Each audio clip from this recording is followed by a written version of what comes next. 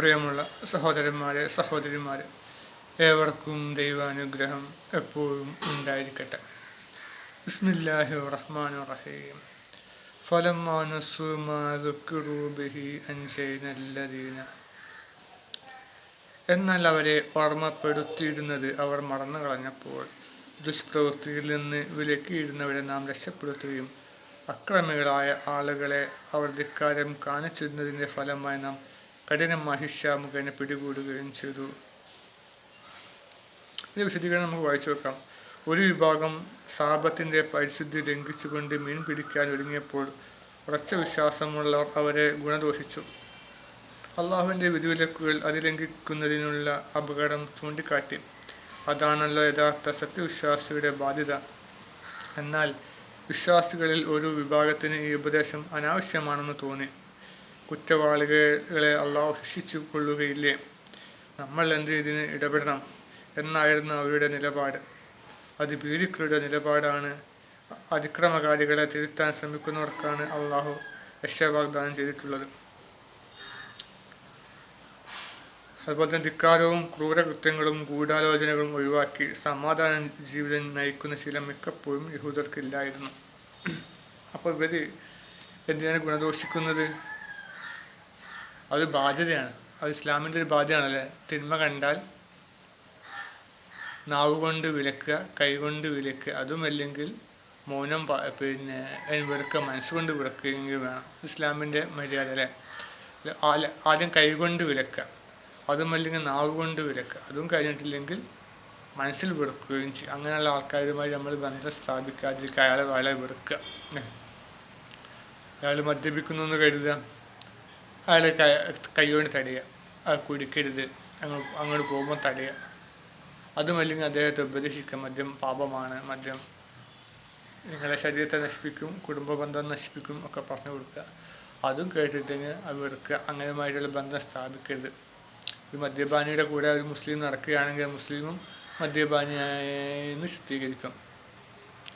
എൻ്റെ ബന്ധത്തിൽപ്പെട്ട ഒരു വ്യക്തിക്ക് അങ്ങനെ ദുരനുഭവം ഉണ്ടായിട്ടുണ്ട്.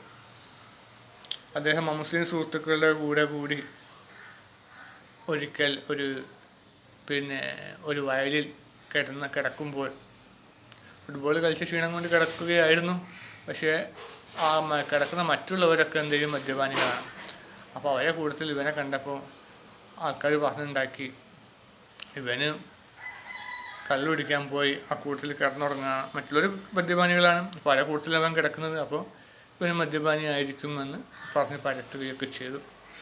പള്ളിയിലൊക്കെ അത് പറഞ്ഞ് പാട്ടാവുകയും പിന്നെ അദ്ദേഹം പള്ളിയിൽ വരാതാവുകയും നിരീശ്വരവാദം സ്വീകരിക്കുകയും ചെയ്തു. അപ്പം അങ്ങനെയാണ്. അപ്പോൾ നമ്മൾ അങ്ങനെയുള്ള കൂട്ടരുമായിട്ട് കൂട്ടരുത്.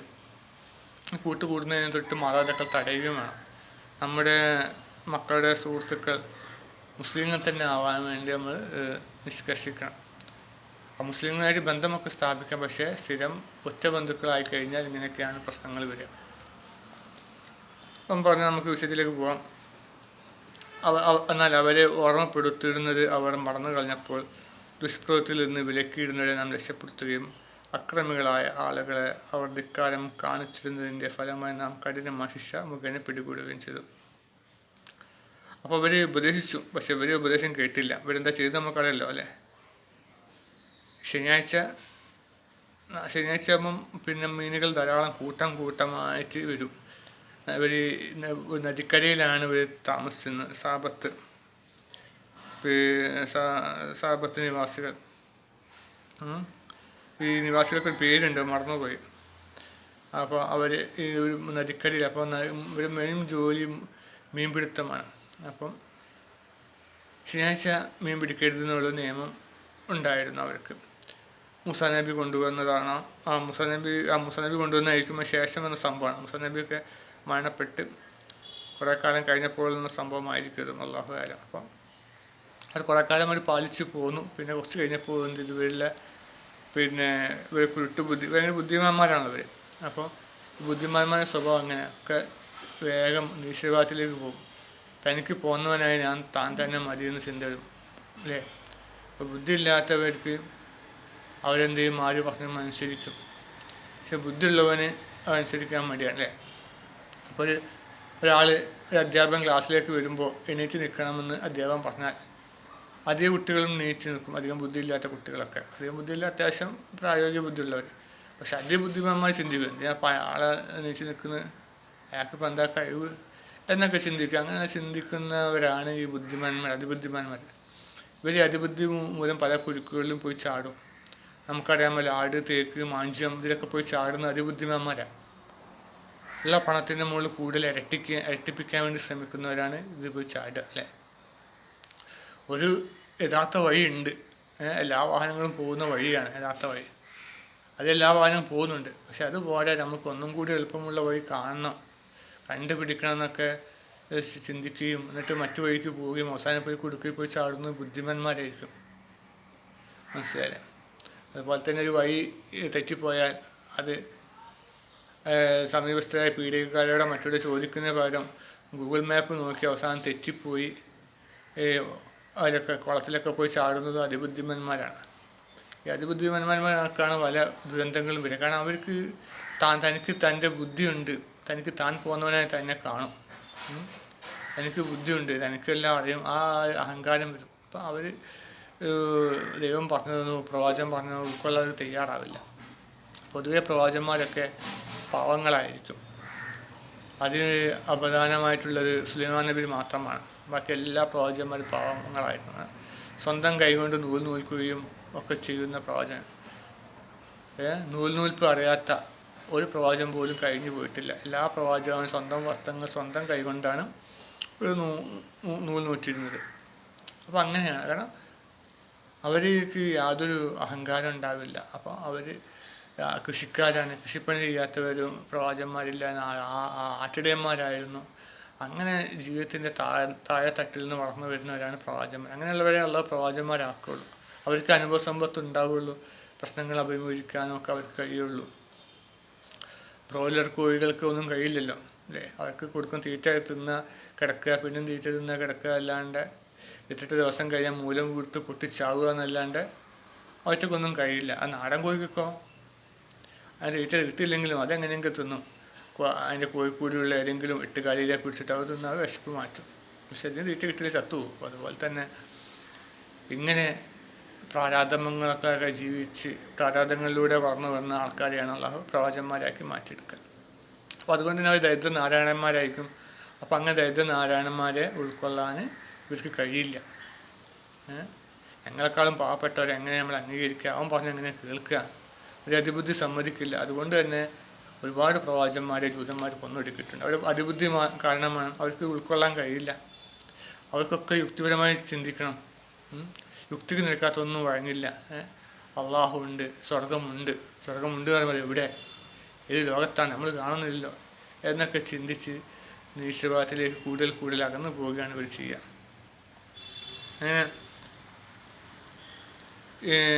അങ്ങനെ സമയം അപ്പോൾ ഇവർ ഇതൊക്കെ ഓർമ്മിച്ച് കൊടുത്തപ്പോൾ ഇവർ ആരും ഉൾക്കൊള്ളാൻ തയ്യാറ്. അപ്പോൾ ഞാൻ പറഞ്ഞു വന്നത്, ഈ മത്സ്യങ്ങൾ ഈ കാലങ്ങളായിട്ട് ഇവർ അള്ളാഹുയുടെ വാഗ്ദാനമാണ്, നിങ്ങൾ ശനിയാഴ്ച മീൻ പിടിക്കരുത്. അതെന്തുകൊണ്ടാണ്? പിന്നെ ഒരാഴ്ചയിൽ 7 ദിവസമാണ് നമുക്കറിയാമല്ലോ. 6 ദിവസം കൊണ്ടാണ് അള്ളാഹു പ്രപഞ്ചത്തെ സൃഷ്ടിച്ചത്. അതിവിടെ മറ്റ് വേറെ സ്ഥലത്ത് പറയുന്നുണ്ട്. അള്ളാഹു പിന്നെ ഭൂമിയെ സൃഷ്ടിച്ചു, 2 ദിവസം അതിനെടുത്തു. പിന്നെ 2 ദിവസം ആകാശത്തെ സൃഷ്ടിച്ചു. പിന്നെ സകല ചരാചരങ്ങൾ സൃഷ്ടിച്ചു, അതിന് 2 ദിവസം. അതിന് 6 ദിവസം മൊത്തം എടുത്തു എന്നാണ് പറയുന്നത്. പിന്നെ 7ാമത്തെ ദിവസം തന്നെ ഒരു ദൈവം അതിൽ നിന്ന് ഒഴിവായി. കാരണം ജോലി കഴിഞ്ഞു, അതിൽ നിന്ന് സുല്ലിട്ടു, അല്ലേ? നമ്മുടെ നാടൻ സുല്ലിട്ടു. അതാണ് ഉണ്ടായത്. ശരിക്കും ദൈവം ജോലി കഴിഞ്ഞു, അത്രയേ ഉള്ളൂ. അല്ലാണ്ട് വിശ്രമിച്ചു എന്ന് പറയാൻ പറ്റില്ല. കാരണം വിശ്രമിച്ചു എന്ന് പറയുന്നത് ദൈവം ക്ഷീണിച്ചാലേ വിശ്രമിക്കേണ്ട ആവശ്യം വരുള്ളൂ. ദൈവത്തിന് ക്ഷീണമില്ല. ദൈവത്തിന് ഇതൊരു രോമം പറക്കുന്ന മാതിരിയുള്ളൂ, അല്ലേ? ഈ ശരീരത്തിൽ നിന്ന് രോമം സ്വാഭാവികമായി കൊഴിഞ്ഞു പോകുന്ന മാതിരിയുള്ളൂ ഈ 6 ദിവസം കൊണ്ട് ഇതൊക്കെ സൃഷ്ടിക്കുന്ന കാര്യം. ഇതുപോലത്തെ 10,000-കണക്കിന് ലോകങ്ങൾ ദൈവത്തിന് സൃഷ്ടിക്കാൻ കഴിയും. 6 ദിവസം തന്നെ അള്ളാഹു പിന്നെ നീക്കി വെച്ചത് എന്താ വെച്ചാൽ, അത് ചിലപ്പോൾ പറയാൻ വേണ്ടിയിട്ടായിരിക്കും. ഖുർആനിൽ മനുഷ്യൻ ഓതുന്ന ഖുർആനിൽ ദിവസമില്ലാതെ വെറും സെക്കൻഡ് കൊണ്ട് സൃഷ്ടിച്ചെന്ന് പറയുമ്പോൾ അതൊരു ജനങ്ങൾക്ക് മനുഷ്യൻ്റെ ബുദ്ധി പരിമിതമാണ്, ഉൾക്കൊള്ളാൻ പ്രയാസമായിരിക്കും. അതുകൊണ്ടാണ് അള്ളാഹു 6 ദിവസം നീക്കി വെച്ചത്. അള്ളാഹുവിന് 6 ദിവസം വേണ്ട സെക്കൻഡ് മതി, ഉദ്ദേശിച്ചാൽ തന്നെ ഇതൊക്കെ ഉണ്ടാവും. പിന്നെ അത് മാത്രമല്ല എത്രയ്ക്കും ബൃഹത്തായതാണ്, മനസ്സിലായി. ഉണ്ടാവട്ടെ എന്ന് പറഞ്ഞാൽ ഉണ്ടാവുന്ന അള്ളാഹു 6 ദിവസം കൊണ്ട് സൃഷ്ടിച്ചത് അത്രക്കും ഫലവത്താണ് അല്ലേ. ഒരാൾ ഒരു തയ്യൽക്കാരന് 2 മണിക്കൂർ കൊണ്ട് അല്ലെങ്കിൽ 1 മണിക്കൂർ കൊണ്ട് ഷർട്ടടിക്കും. അദ്ദേഹം നല്ല കഴിവുള്ള ടൈലർക്കാരനാണ്. അദ്ദേഹം ഒരു ഷർട്ടടിക്കാൻ 2 ദിവസം എടുത്തു എന്ന് കൂട്ടിയാൽ ആ ഷർട്ട് അത്രക്കും മികച്ച അടിയായിരിക്കും അല്ലേ. അല്ലെങ്കിൽ വസ്ത്രം നെയ്തെടുത്തത് 2 മണിക്കൂർ മതിയെന്ന് കൂട്ടാം. പക്ഷെ ആ വസ്ത്രം അദ്ദേഹം നെയ്തെടുത്തത് 2 ദിവസം കൊണ്ട് 20 ദിവസം കൊണ്ടാണ്. അത്രക്കും ബലവുറ്റതും ഈടുറ്റതും അത്രക്കും മനോഹരവുമായിരിക്കും. അതുകൊണ്ട് നമ്മുടെ ഭൂമി അത്രക്കും മനോഹരമാണെന്ന് ധ്വനിപ്പിക്കാൻ വേണ്ടിയിട്ടാണ് 6 ദിവസം കൊണ്ട് അള്ളാഹു സൃഷ്ടിച്ചതെന്ന് പറഞ്ഞിട്ടുണ്ടാവും അള്ളാഹു കാലം. അപ്പോൾ 7-ാമത്തെ ദിവസം എന്ത് ചെയ്തു, അള്ളാഹു അതിൽ നിന്ന് ഒഴിവായി. അപ്പം അതുകൊണ്ട് ഇവരെന്ത് ചെയ്തു, 7-ാമത്തെ ദിവസം ജോലിക്കൊന്നും പോകരുതെന്ന് വരുത്തി തീർത്തു. ചിലപ്പോൾ ഇത് പ്രവാചകൻ പറയാത്തതായിരിക്കും. ഇവരെ സ്ഥിരം പരിപാടി വെച്ചാൽ വേദഗ്രന്ഥങ്ങളിൽ കൈകടത്തൽ നടത്തുക എന്നുള്ളതാണ് ഇവരെ ഈ ജൂതന്മാരുടെ സ്വഭാവം. അതിബുദ്ധിമാന്മാരാണല്ലോ. അപ്പം ഇവർ ചേർത്തായിരിക്കും 7-ാമത്തെ ദിവസം ദൈവം ക്ഷീണിച്ച് വിശ്രമിച്ചതുകൊണ്ട് നമ്മൾ ജോലി എടുക്കരുതെന്നൊക്കെ പുരോഹിതന്മാർ പലതും എഴുതി ഉണ്ടാക്കുന്നുണ്ട്. നമുക്കറിയാമല്ല, വേദം പഠിക്കുന്ന ശൂദൻ്റെ ചവിട്ടിൽ ഈയം ഉരുക്കി ഒഴിക്കണം എന്നൊക്കെ പുരോഹിതന്മാർ എഴുതി ഉണ്ടാക്കിയിട്ടുണ്ട്. അത് ഒന്നും വരാത്ത വേദഗ്രന്ഥത്തിൽ ഉണ്ടാവില്ല. അത് അവർക്ക് തങ്ങളിലെ ആളെ തങ്ങൾ മാത്രം നിലനിർത്താൻ വേണ്ടിയില്ല, തങ്ങളെ മക്കൾ മാത്രം പഠിച്ചാൽ മതി, മറ്റുള്ളവർ പഠിക്കരുത് എന്നുള്ള ആ ചിന്തയിൽ അവരെല്ലാവരും ഗൂഢാലോചന നടത്തി എഴുതുണ്ടാക്കിയതായിരിക്കും. അതുപോലെ തന്നെ ഇവർ എഴുതുണ്ടാക്കിയാണ് ശനിയാഴ്ച ആരും ജോലിക്ക് പോകരുത്, ദൈവത്തിന് വേണ്ടി ആരാധന അർപ്പിക്കണം. അപ്പോൾ ദൈവത്തിന് വേണ്ടി ആരാധന അർപ്പിക്കണം എന്നുള്ളത് ദൈവത്തിന് ഇഷ്ടപ്പെട്ട കാര്യമാണ്. ദൈവത്തിന് വേണ്ടി ആരാധന അർപ്പിച്ചാൽ ഗുണം ആർക്കാണ്? മനുഷ്യർക്ക് തന്നെയാണ്. ദൈവചിന്തയും ആത്മീയ ചിന്തയും ഒക്കെ മനുഷ്യൻ നന്നാക്കിയെടുക്കും. അതുകൊണ്ട് അള്ളാഹു എന്ത് ചെയ്തു, അതിന് സഹായം ചെയ്തു കൊടുത്തു. അങ്ങനെ അവർ തയ്യാറായപ്പോൾ അവരുടെ ഉദ്ദേശം തെറ്റാണെങ്കിലും ശപിക്കപ്പെട്ട ഇബ്ലീസിന് ഉദ്ദേശം എന്തായിരുന്നു? ദൈവം ക്ഷീണിക്കുന്നവനാണെന്ന് വരുത്തി തീർക്കാനാണ് ഉദ്ദേശം. പക്ഷേ അതിൽ നന്മയുണ്ട്. കാരണം 7-ാമത്തെ ദിവസം എന്ത് ചെയ്യുന്നു, മറ്റു ജോലിക്കൊന്നും പോകാതെ ആരാധനാകർമ്മങ്ങൾ ഏർപ്പെടണം. അപ്പോൾ അതുവഴി അവൻ്റെ ആത്മീയമായ ഉണർവുണ്ടാവും. അപ്പോൾ അത് നല്ലതാണ്. അപ്പോൾ അതാണ് ഇവിടെ ഭൂമിയിൽ എന്തൊക്കെ ചെലുത്താൻ എന്തൊക്കെ ദ്രോഹങ്ങൾ ചെയ്യുന്നുണ്ടോ, തെറ്റായ നടപടികൾ ചെയ്യുന്നുണ്ടോ, അതൊക്കെ അതിന് പിന്നിലൊരു നല്ല ലക്ഷ്യം ഉണ്ടാവുന്നുണ്ടെങ്കിൽ ദൈവം അതിന് അനുവദിച്ചു കൊടുക്കും. ശരി. അപ്പോൾ നമുക്കറിയാം, മദ്യപാനികൾ നമ്മളൊക്കെ വീട്ടിൽ വന്ന് ഒരു ചായ കുടിക്കുകയാണെങ്കിലോ അല്ലെങ്കിൽ എന്തെങ്കിലും വെള്ളമോ പായസമൊക്കെ കുടിക്കുകയാണെങ്കിലോ ഒരാൾ കുടിച്ച ഗ്ലാസ് ഒരിക്കലും മറ്റുള്ളവർ കുടിക്കില്ല. പക്ഷെ മദ്യപാനികൾ കട്ടയിടുക എന്നാണ് നാടൻ ഭാഷയിൽ പറയാം. അവർക്ക് ഒറ്റ ഗ്ലാസ് മതി. 10 പേരുടെ ഒറ്റ ഗ്ലാസ്സിൽ അവർ ഒരാൾ കുടിച്ചിട്ട് മറ്റൊരാൾ കുടിക്കും, മറ്റൊരാൾ കുടിക്കും. അത് പുക വലിക്കുമ്പോൾ ഒരു ഗുമ്മെടുത്ത് അപ്പുറത്ത് മറ്റുള്ളവന് ഒരു ഗുമ്മെടുക്കും, മറ്റൊരു ഗുമ്മെടുക്കും. പുക വലിച്ചൂതുക, അതിനാണ് ഗുമ്മ് പറയാം. ഒരു ഗുമ്മ് തരുമോ ചോദിക്കുക. അങ്ങനെ ഒരേ ചുണ്ട് വെച്ചിട്ടാണ് ഇതൊക്കെ കുടിക്കുക. പക്ഷേ ഇതേ ആൾക്കാർ ഹോട്ടലിൽ കയറി ചായ കുടിക്കുമ്പോൾ അത് പറ്റില്ല. മറ്റോ കുടിച്ചാണ് കഴുകണം. കഴുകി കഴിഞ്ഞാൽ ശരിക്കും നോക്കും, പിന്നെ വെളിച്ചത്തിലേക്ക് വെച്ചിട്ട് എന്തെങ്കിലും ഇതുണ്ടോ നോക്കുക. അപ്പോൾ അതാണ് പറഞ്ഞു വരുന്നത്. ഇവർ മദ്യപിക്കുമ്പോൾ ഇവർ തമ്മിൽ സുഹൃത്ത് ബന്ധം നല്ലവണ്ണം കൂടുന്നുണ്ട്. മദ്യപാനികൾ തമ്മിൽ, പുകവലിക്കാർ തമ്മിൽ സുഹൃത്ത് ബന്ധം കൂടുന്നുണ്ട്. അപ്പോൾ അതുകൊണ്ടൊക്കെയാണ് അള്ളാഹു ഭൂമിയിൽ മദ്യപാനം അനുവദിക്കുന്നത്. മനസ്സിലായി. അതിൽ നന്മയുണ്ടാവും. അള്ളാഹു എന്തൊരു കാര്യം പിശാച് കൊണ്ടുവരുന്ന ഒരു കാര്യത്തിൽ നന്മയുണ്ടെങ്കിൽ അള്ളാഹു അത് അനുവദിച്ചു കൊടുക്കും. അത് പരിപൂർണമായ 100% തിന്മയാണെങ്കിൽ അള്ളാഹു ഒരിക്കലും അനുവദിക്കില്ല. പറഞ്ഞു വരുന്നത് അങ്ങനെ ഇവരെന്ത് ചെയ്തു, ശനിയാഴ്ച ജോലി എടുക്കരുതെന്ന് പറഞ്ഞു.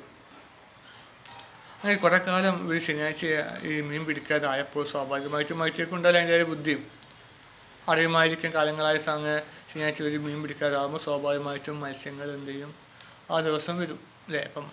ഇപ്പോൾ ഞാൻ പറഞ്ഞല്ലോ, പിന്നെ നമ്മൾ പൂച്ചയ്ക്ക് ഒരു നിശ്ചിത സമയത്ത് മീൻ കൊടുക്കുകയാണെങ്കിൽ ആ സമയത്തായിട്ട് അവിടെ വരും. നമ്മളൊരു അയൽവാസിയുണ്ട്, അവർ രാവിലെയാണ് മീൻ മുറിക്കുക. സാധാരണ മീൻകാർ നമ്മളെ അവിടെയൊക്കെ മീൻകാർ 10 മണിക്കാണ്. പക്ഷേ ഇവരെ വീട്ടിലും മുറ്റത്ത് പൂച്ചകൾ രാവിലെ 6 മണിക്ക് തന്നെ പൂച്ചകൾ മേയാവുന്ന കാര്യം. സംഭവം എന്താ വെച്ചാൽ ഇവർ തലേന്ന് മീൻ വാങ്ങാം, ഇവരുടെ ഭർത്താവ് തലേന്ന് മീൻ വാങ്ങാൻ വേണ്ടി ഫ്രിഡ്ജിൽ വെക്കും. രാവിലെ 6 മണിക്ക് മുറിക്കും. അത് ഈറ്റയ്ക്ക് അറിയാം. അപ്പോൾ ഈറ്റകൾ യമ വാതിൽ തുറക്കുന്നതിന് മുമ്പേ കരയാൻ തുടങ്ങും. എന്നിട്ട് യമ ഒരു 6 മണിയാകുമ്പം ഗേറ്റ് തുറന്ന് പൂച്ചയ്ക്ക് തലയിട്ട് കൊടുക്കും. അപ്പോൾ അതിലേക്ക് അറിയാം ഇന്ന സമയത്ത് മുറിക്കുന്നുള്ളു. അപ്പോൾ നമ്മൾ പിന്നെ നോമ്പിനൊക്കെ അത്താഴത്തിന് നമ്മൾ ഭക്ഷണം കഴിക്കും. അത്താഴ സമയത്ത് ഒരു പൂച്ചകളും വരില്ല. നമ്മൾ നോമ്പ് 1-ാമത്തെ ദിവസം 2-ാമത്തെ ദിവസം 3-ാമത്തെ ദിവസം പൂച്ചകൾ എന്ത് ചെയ്യില്ല, നമ്മൾ വാതിൽ തുറന്ന പൂച്ചകൾ അകത്തേക്ക് വരില്ല. പക്ഷേ 4-ാം ദിവസം കഴിഞ്ഞാൽ പൂച്ചകൾ വരിക്ക് നിൽക്കും. കാരണം അവർക്ക് മനസ്സിലായി ഈ സമയത്ത് ഇവർ വാതിൽ തുറക്കും, ഇച്ചിരി ഭക്ഷണം കഴിക്കും, നമുക്ക് എന്തെങ്കിലും കിട്ടും, മീനിൻ്റെ മുള്ള എന്തെങ്കിലും കിട്ടും. അപ്പോൾ അയറ്റുകൾ കഴിയാൻ തുടങ്ങും. നോമ്പ് ഫസ്റ്റത്തെ 3 ദിവസം നമുക്ക് വാതിൽ തുറന്നിട്ട് ഭക്ഷണം കഴിക്കാം. അതിന് ശേഷം പിന്നെ വാതിൽ അടയ്ക്കണം. കാരണം വെച്ചാൽ ചില കരഞ്ഞ് വേർപ്പിച്ച് കൊണ്ടിരിക്കുക, അകത്തേക്ക് വരും, ബുദ്ധിമുട്ടാക്കും. അപ്പോൾ അതാണ് പറഞ്ഞു വരുന്നത്. ഇറ്റേക്കും അറിയാൻ കുറേ കാലം കഴിഞ്ഞപ്പോൾ ശനിയാഴ്ച ഒരു മീൻ പിടിക്കാതായപ്പോൾ അയറ്റേക്കും അറിയുണ്ടാവും ഇവർ പിടിക്കില്ലാന്ന്. അങ്ങനെ ഒരു കൂട്ടമായിട്ട് ശനിയാഴ്ച കടൽ തീരത്തേക്ക് നദിക്കരയിലേക്ക് വരികയും അയറ്റകളെ അങ്ങോട്ടും ഇങ്ങോട്ടും ചാടിക്കഴുത്ത് മുറുക്കുന്നതും കാണുകയും ചെയ്യും. അത് ഇബ്ലീസിൻ്റെ തന്ത്രം കൂടിയാണ്. ഇബ്ലീസിന് മനുഷ്യന്മാരെ തെറ്റ് ചെയ്യിക്കണം, അള്ളാഹുവിനെതിരെ ചെയ്യിക്കണം. അവൻ്റെ ആവശ്യം, അവന് സന്തോഷം, അതിനൊരു പോയിൻ്റാണ്. പക്ഷേ മനുഷ്യന്മാർ അള്ളാഹുവിനെതിരെ നിന്ന് കഴിഞ്ഞാൽ അള്ളാഹു ഈ ചെകുത്താനൊരു പോയിൻ്റാണ് മനസ്സിലായി. അപ്പോൾ ഒരു GTA കളിക്കുമ്പോൾ ഒരു GTA ഒരു കളിയുണ്ട് പണ്ട്, ഇപ്പോഴും ഉണ്ടെന്ന് തോന്നുന്നു, കമ്പ്യൂട്ടറിൽ. അതിൽ ഓരോ പോയിൻ്റ്, ഓരോ നന്മകൾ ചെയ്ത് കഴിഞ്ഞാൽ ഒരു പോയിൻ്റ് കിട്ടും. അതിൽ പിന്നെ ഒരു വ്യക്തിയുടെ ഇതുകൊണ്ട്, അശ്രദ്ധ കൊണ്ട് വലിയ തുക നഷ്ടപ്പെട്ടു പോവുകയാണ് തുടക്കത്തിൽ തന്നെ. അപ്പോൾ ആ തുക തിരിച്ച് പിടിക്കണം, എങ്ങനെയും ജോലി ചെയ്തിട്ടൊക്കെ തിരിച്ച് പിടിക്കണം. ന്യായമായ രീതിയിൽ ജോലിക്കൊക്കെ പോവാം. അത് നടക്കുന്ന സമയത്തൊക്കെ ഓരോ പത്രത്തിൻ്റെ ഇത് കാണും, പത്രത്തിൻ്റെ ക്ലിപ്പുകൾ. അപ്പോൾ നമ്മൾ അതിൽ കാണുന്ന സ്ഥലത്തേക്ക് നമ്മൾ പോവുക. അപ്പോൾ അവിടെ ജോലി കിട്ടും, ജോലി എടുക്കുക. നമ്മൾ ഇവിടെ ചെയ്യുന്ന സ്വിഗ്ഗിക്കാർ ചെയ്യുന്ന മാതിരി ഉണ്ട്. സ്വിഗ്ഗി, പൊട്ടാഫോ പോലുള്ള പിന്നെ ഓൺലൈൻ ഫുഡ് ഡെലിവറിക്കാരുണ്ടല്ലോ, അങ്ങനത്തെ ജോലികൾ ചെയ്ത് പണം സമ്പാദിക്കാം. പണം സമ്പാദിക്കുന്നതനുസരിച്ച് നമുക്ക് പിന്നെ ഓരോ ഷോപ്പിൽ പോയിട്ട് ഡ്രസ്സ് വാങ്ങുകയും മാറ്റിയിടുകയും കണ്ണാടി വാങ്ങുകയും ഒക്കെ ചെയ്യാം. അങ്ങനെ യഥാർത്ഥ രൂപത്തിൽ പണം ഉണ്ടാക്കാം. അതുമല്ല മറ്റേ ചീത്ത രൂപത്തിൽ പണം ഉണ്ടാക്കാം. പിന്നെ വെച്ചാൽ ഈ റോഡിലൂടെയൊക്കെ ഈ തെരുവ് പിന്നെ ഭിക്ഷക്കാർ പോകും, അവരെ ഹാമർ കൊണ്ട് അടിച്ച് കൊന്നു കഴിഞ്ഞാൽ അവരുടെ കയ്യിലെ പണം നമ്മളിലേക്ക് വരും. നമ്മളിലേക്ക് വരുന്ന പണം നമ്മുടെ ചുമലിൽ ഇങ്ങനെ എഴുതി കാണിക്കും, ഇത്ര പണം ഉണ്ട്, ഇത്ര ഡോളർ ഇങ്ങനെ എഴുതി കാണിക്കും. അങ്ങനെ ഡോളർ കിട്ടുന്നതനുസരിച്ച് നമുക്ക് ഹെലികോപ്റ്ററിൽ കയറുകയോ വിമാനത്തിൽ കയറുകയോ ഒക്കെ ചെയ്യാം. ഞാനൊരിക്കലും ഇങ്ങനെ കളിച്ചപ്പോൾ പിന്നെ ഹെലികോപ്റ്ററിൻ്റെ അടുത്തെത്തിയിട്ടും എനിക്കതിൽ കയറാൻ കഴിഞ്ഞില്ല. അപ്പോൾ എൻ്റെ മകളിൽ അഗ്രഗണ്യാണ്, ഇപ്പം കളിക്കട്ടെ, പണ്ട് കളിച്ചാൽ. അപ്പോൾ പൈസ വേണം, പൈസ ഉണ്ടെങ്കിലേ കയറാൻ പറ്റുള്ളൂ. അപ്പോൾ ഞാൻ നേരിട്ട് ഇങ്ങനെ ഹെലികോപ്റ്ററിൻ്റെ അടുത്തേക്ക് വന്നു, അപ്പോൾ കയറാൻ പറ്റില്ല. അപ്പം നമ്മളിങ്ങനെ പണം ഉണ്ടാക്കണം, ജോലിയൊക്കെ പോയിട്ട് പണം ഉണ്ടാക്കിയാലേ കയറാൻ കഴിയുള്ളൂ. അപ്പോൾ അതുപോലെ തന്നെ ഈ തിന്മകൾ ചെയ്യിക്കാം. ഈ ഓരോ മനുഷ്യരെ കൂടി തിന്മകൾ ചെയ്യിച്ചാൽ അത് ചെകുത്താൻ ഒരു പോയിൻ്റായിട്ട് വരും.